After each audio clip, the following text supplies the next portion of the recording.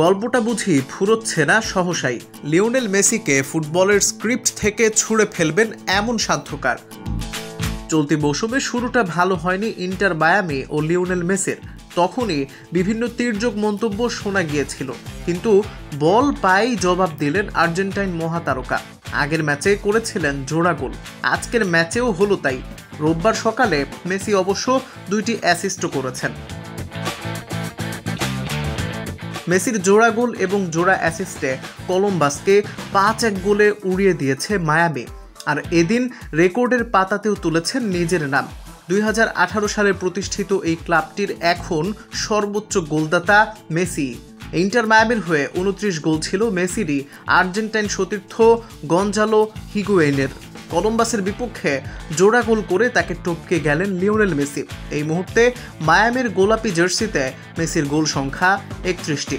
24 মিনিটের নিজের দ্বিতীয় এবং দলের তৃতীয় গোল করে কলম্বাসকে ম্যাচ থেকে একরকম ছিটকেই দিয়েছিলেন মেসি।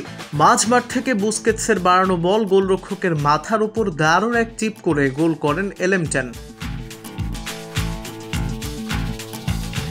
বিরতির পর 58 মিনিটে এক গোল করে শোধ করে কলম্বাস।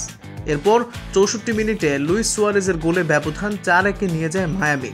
আর ম্যাচের শেষ দিকে মেসির পাস থেকে বল পেয়ে মায়ামির হয়ে পঞ্চম ও শেষ গোলটি করেন ফাফা পিকাল্ট।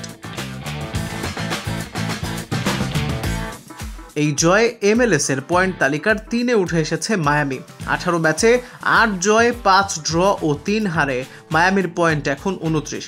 শীর্ষে থাকা ফিলাডেলফিয়ার চেয়ে মেসিরা এখনও পিছিয়ে 5 পয়েন্টে। তবে ফিলাডেলফিয়ার চেয়ে 1 ম্যাচ কম খেলেছে মায়ামি।